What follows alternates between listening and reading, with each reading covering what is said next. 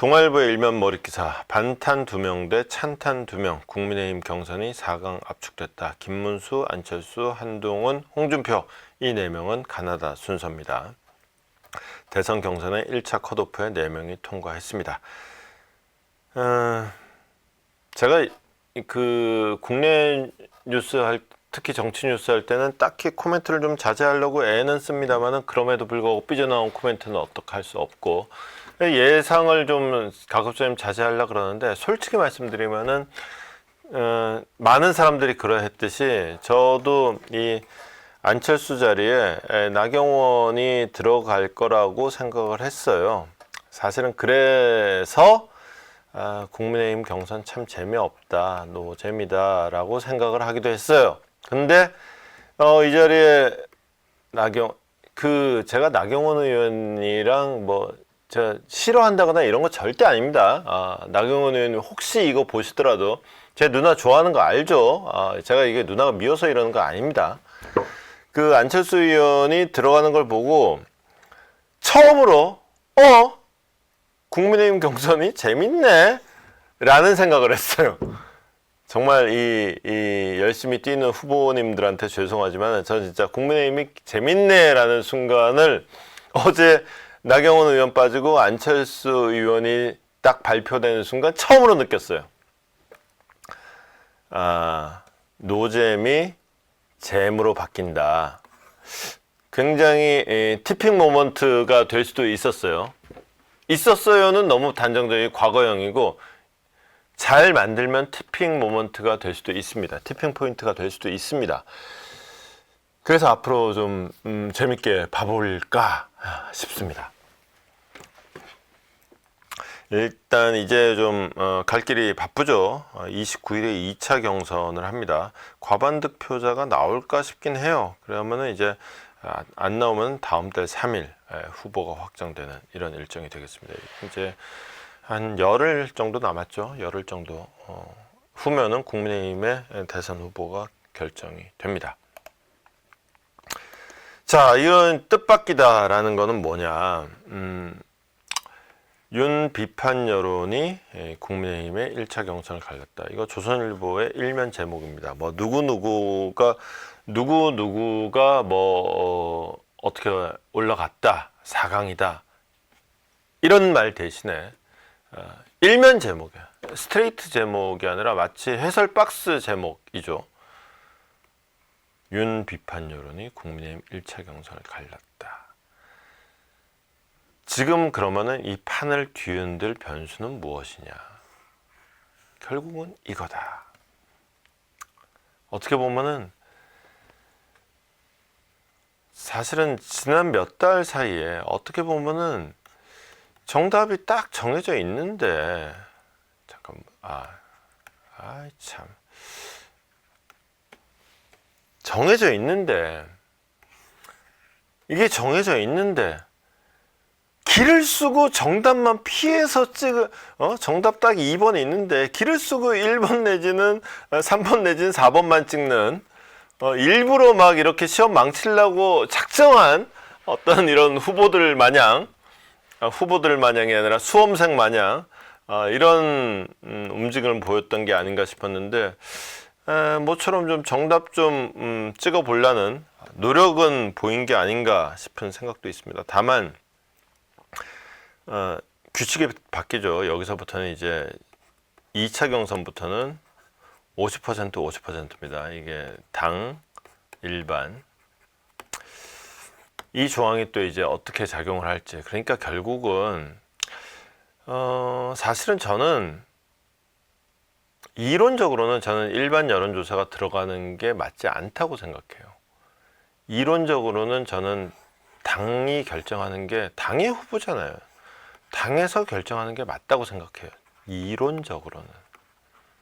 근데 그러니까 당에서 내세울 후보 잘 결정해야 되고 결국은 당에서 이제 그야말로 정치적인 센스와 정치적인 어떤 결단력을 발휘를 해야 되는 건데 문제는 이자들이 정치적인 어떤 센스와 결단력이 아니라 그냥 시키는 대로 하는 이렇게 하명 조직이 돼 있다 보니까 그 하명 조직을 극복하기 위해서 일반을 넣는 거잖아요. 사실은 이것도 진짜 우리 못났어요라는 자인밖에 안 돼요. 이론적으로는 저는 이게 맞다고 보는데, 문제는 이론하고 현실하고 늘 다르다는 게 핵심이죠. 어쨌거나 이것도 이거지만은 결국은 저는 이 당의 센스가 결정한다. 그러니까 국민의힘의 당원들이 생각을 잘해 봐야 될 겁니다. 이 1차 경선 결과, 이게 이변이라면 이변인데, 이게 몇 등 했는지는 모릅니다. 근데 이변이라면 이변인데, 이 이변이 뜻하는 게 뭔지, 정말 당원쯤 되면은 정치에 대한 관심이 많은 사람들은 아닐 거예요. 많을 거 아니에요. 그럼 정치에 자기들이 관심을 왜 갖고 있는지, 나는 왜 당원이 돼 있는지, 그 이유부터 가슴에 손을 얹고 한번 생각해 보면은 뭔가 좀 어려워 보이는 문제가 의외로 쉽게 풀릴지도 모르겠다 싶습니다. 어쨌거나 구도로 보면 이제 찬탄 대 반탄 두 명이니까 찬인지 반인지 빡세게 싸우겠죠. 싸울 자리는 빡세게 싸우십시오. 근데 중요한 거는 싸움이 아닙니다. 치열한 싸움 끝에 결론을 어떻게 내느냐예요. 과연 그 결론은 무엇인가? 이 결론이 국민의힘의 공식 입장입니다. 여기서 국민의힘은 어떤 당이 되어야 될 것이냐를 생각을 해야 된다.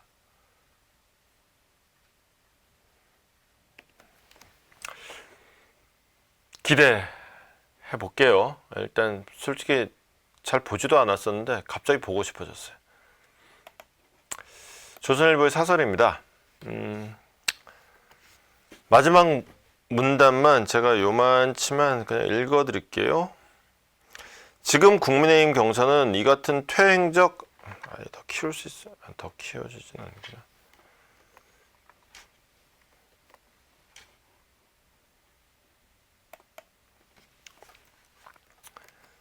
지금 국민의힘 경선은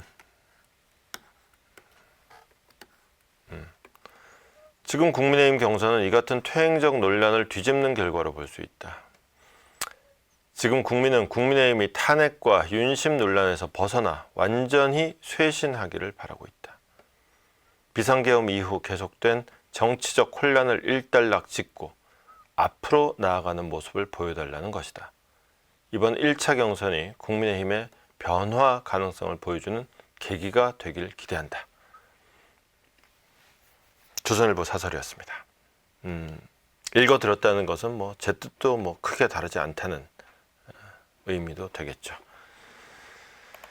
자, 어제 가장 화제의 뉴스는 또 이거였을 겁니다. 어제 낮에는 이제 이 뉴스가 화제였고, 그 다음에 저녁 무렵에 이제 경선 결과가 나왔죠. 이재명 대표 선거법 사건이 대법원의 전원합의체로 회부가 됐습니다. 이 전원합의체라 그러면 대법관이 대법원장 포함하면 14명이 있는데, 이 14명이 전부 원래 대법원 선고라고는 하지만은 말이 대법원이 사실은 대법원 1부, 2부, 3부 뭐 이런 식으로 이제, 그래서 대법원 3부는 이런 식으로 기사가 나오거든요. 근데 그게 아니라 대법관 전부 다 들어와. 이게 이제 전원 합의체가 되는 거예요. 물론 실제로 다 들어가지는 않고 이제 3분의 2 이상이 들어가고, 이번에 이제 노태학 선관위원장 같은 경우에 이제 선관위를 책임지고 있다는 입장으로 나는 안 하는 게 좋겠다 그래서 회피 신청을 했고, 아마도 그렇게 될 것 같아요. 그런데 보통의 경우에는 전원 합의체로 회부를 하더라도 보통은 1부가 하든 2부가 하든 이렇게 소부를 한번 지정을 합니다. 지정을 해서 소부에서 해보다가 나는 내 판단인데 이게 사건이 중요하고 하니까 이거는 내 생각뿐만이 아니라 좀 대법관 전체의 좀 생각을 좀 들어봅시다. 그게 논란을 줄이고 좋겠습니다. 그러면은 그래? 그럴까? 그래야지 뭐.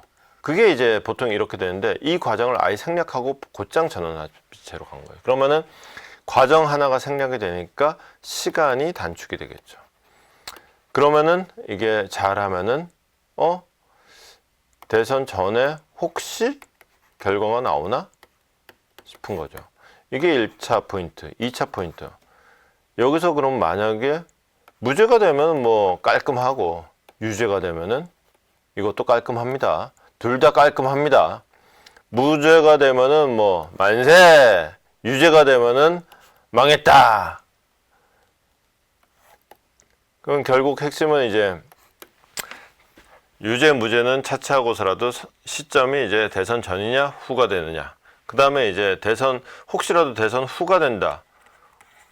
후에 그러면 이 재판은 하느냐 마느냐.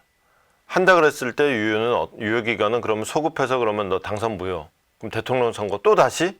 또 보궐선거? 이것도 이제 한번 지켜봐야 되는 흥미로운 대목이 되겠습니다. 자, 정치는 여기까지만 하겠습니다.